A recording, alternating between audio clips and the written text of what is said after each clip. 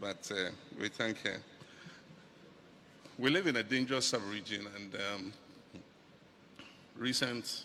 a recent incident has shown what the threat of instability and insecurity is to our regional integration and trade.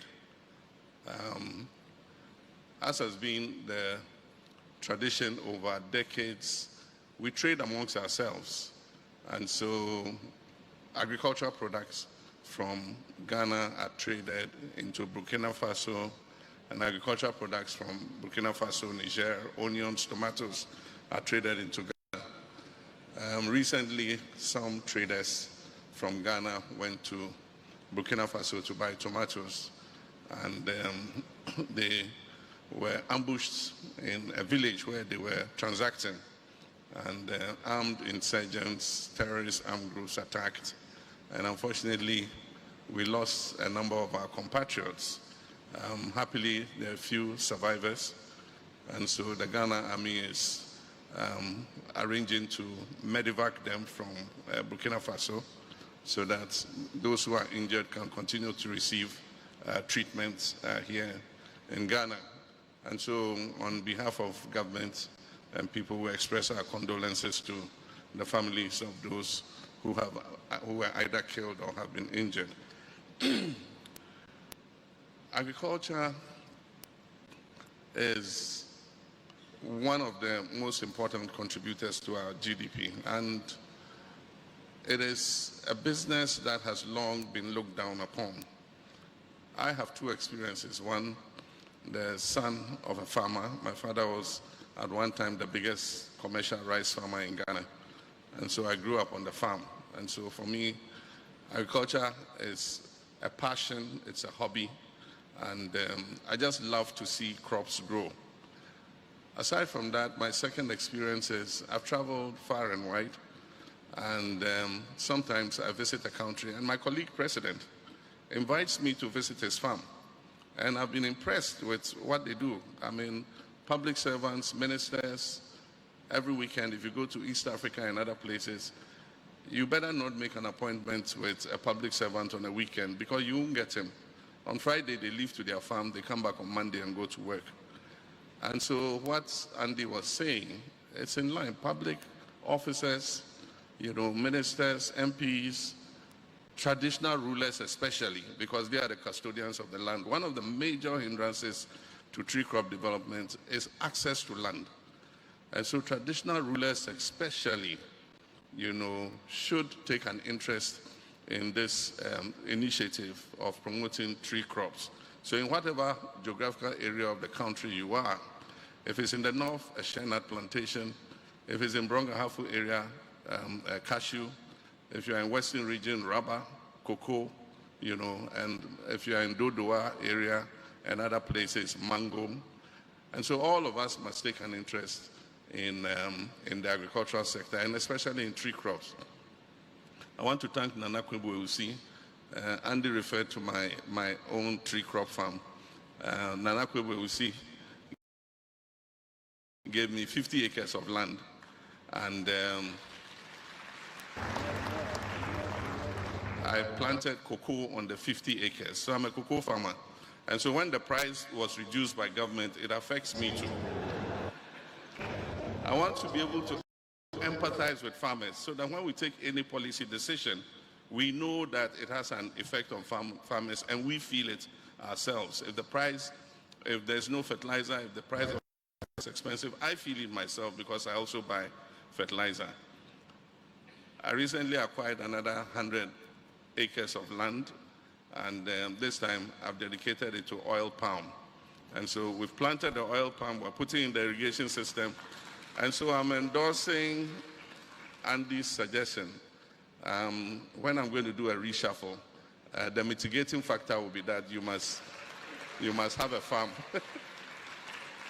So public servants, ministers, priests, clergymen, traditional rulers, everybody, try and do some agriculture. Just next door in Côte d'Ivoire, almost every public servant, has a farm.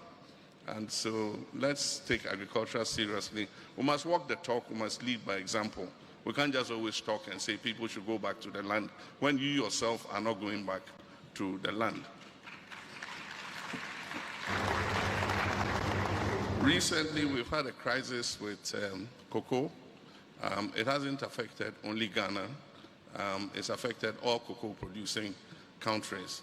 And it shows how unstable raw material exports are if you don't process and add value. And that means that we must take advantage of this crisis to make a pivotal change in how we handle our raw exports.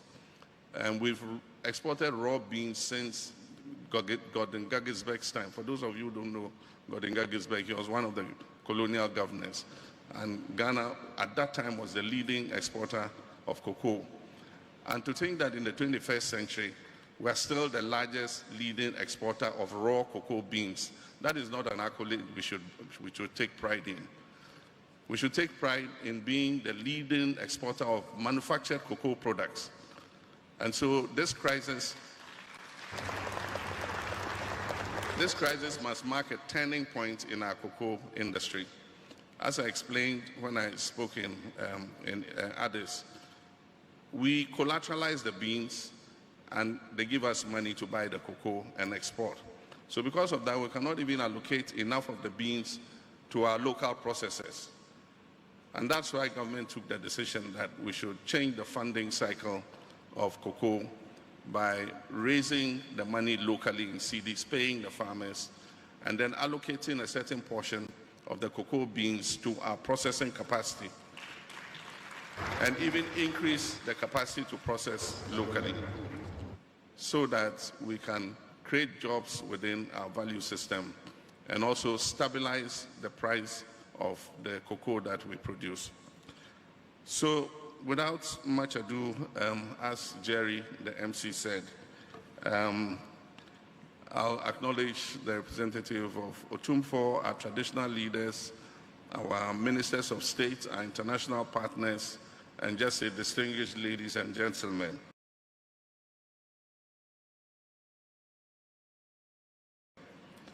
It is a privilege to join you at this inaugural Ghana Tree Crops Investment Summit. Let me start. This summit is not merely ceremonial, it is strategic. It reflects a central commitment of the NDC's 2024 manifesto, which is to reset Ghana's economy by strengthening productive sectors, expanding exports, creating decent jobs, and positioning agriculture as a driver of industrial transformation. There's an Akam proverb that says, "Ofro duapa ni pion." When you climb a good tree, that is when you are supported. Today, I must say, Ghana is climbing a good tree, the tree crop sector. And so we invite all Ghanaians, our investment partners, our diplomatic partners, to climb this tree with us. For decades, agriculture has contributed about 21% to our GDP. And cocoa has been our pride, earning roughly $2 billion annually and supporting millions of livelihoods. The 2024 manifesto says clearly that Ghana must move from dependence to diversification. Climate shocks, global price volatility, and environmental stress demand that we broaden our agricultural base. Economic resilience requires reducing our over-reliance on single commodity exports. And this is why tree crops are central to our agriculture for economic transformation agenda as set out in our 2024 manifesto. Beyond cocoa are 6 priority crops: cashew, coconut, oil palm, rubber, mango, and shea form the backbone of this diversification strategy. Together, these crops employ over 1.6 million Ghanaians and support strong rural economies that promote gender inclusion, contribute 2% of our GDP, and 4.5% of agricultural GDP. The numbers tell a very powerful story. Share supports over 500,000 households, mostly women, and cashew employs nearly 890,000 people. Rubber supports about 500,000 farmers, and oil palm provides jobs for over 120,000 Ghanaians. These are not secondary crops, they are engines of transformation. Our manifesto commits us to transforming agriculture into a high-value, export-driven sector, and tree crops are central to that vision.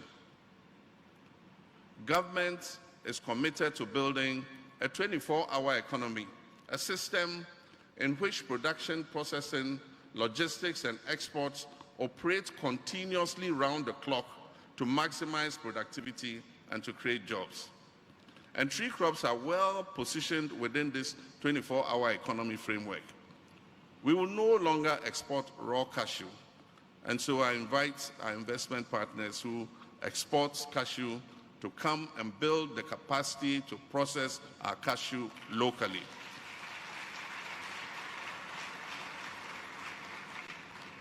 I want to travel and be able to buy cashew and see produce of Ghana, not produce of India or produce of some third-party country. We will no longer export raw cashew, raw share, or unprocessed rubber, while importing the same finished products at higher prices. And so our target is clear: 50 to 60% local processing annually, expansion of agro-industrial parks, incentives for private sector processors, and stronger regulatory oversight through the Tree Crops Development Authority.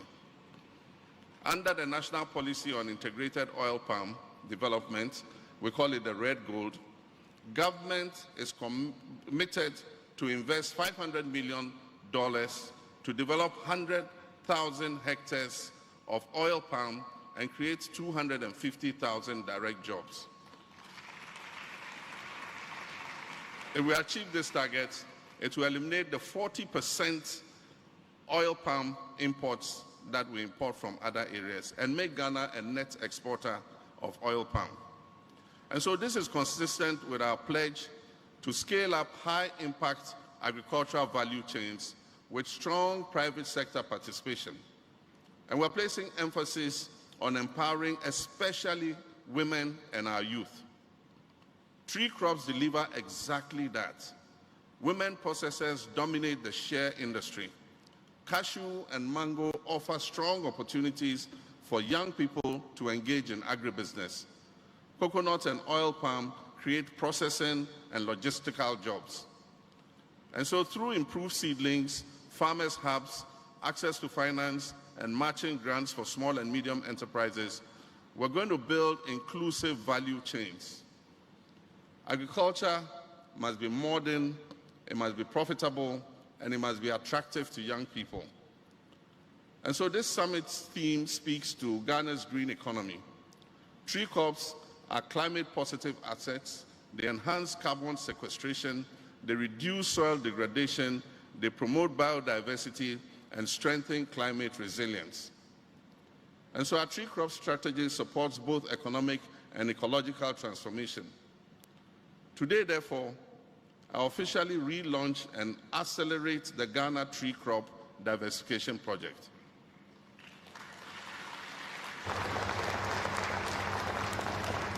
Under this $200 million World Bank-supported program, 7.8 million cashew seedlings, 2.3 million rubber seedlings, and 3.9 million coconut seedlings will be distributed to over 30,000 farmers. And I hope that you here will be part of the 30,000. 52,775 households will benefit directly from the program, with 185 small and medium enterprises receiving matching grants. I've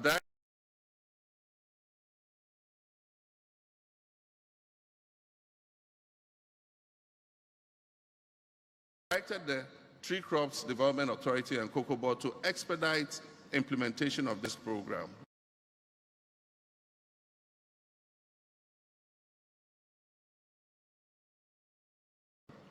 Our farmers must see results, not paperwork.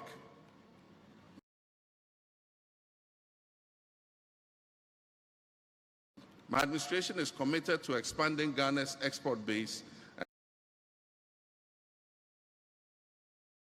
and leveraging the African Continental Free Trade Area. And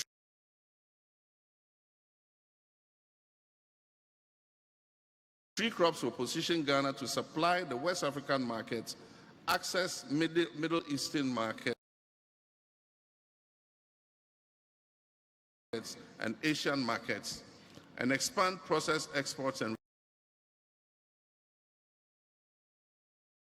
reduce foreign exchange vulnerabilities. Our 2035 ambition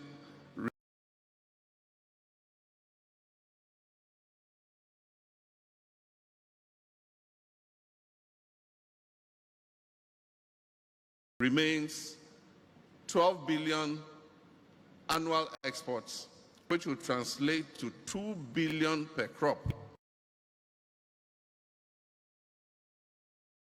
So for all the crops mentioned, from coconut to cashew to rubber, we expect $2 billion in export earnings from each of these sectors.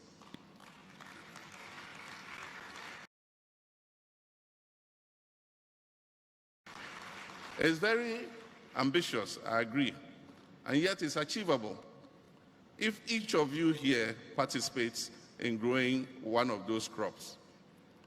The resetting agenda is about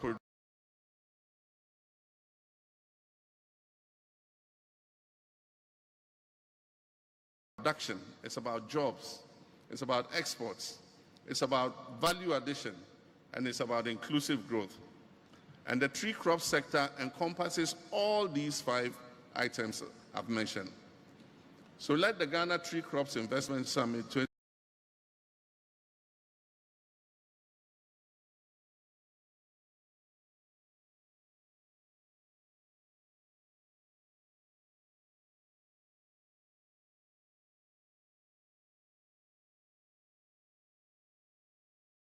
and sustainable tree crop sector in Ghana.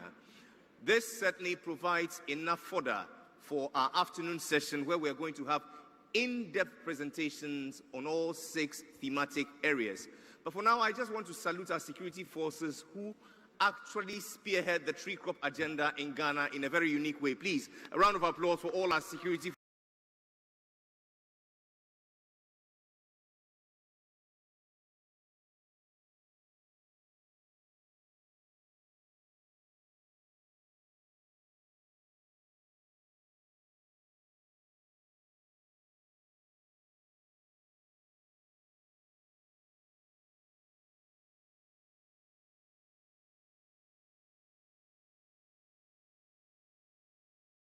forces here in presence.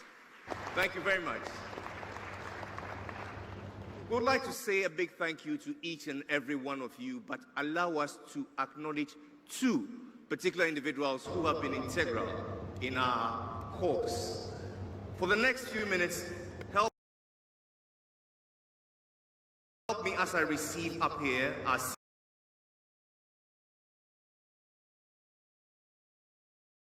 CEO and our board chair as they make the first presentation. A round of applause as they come.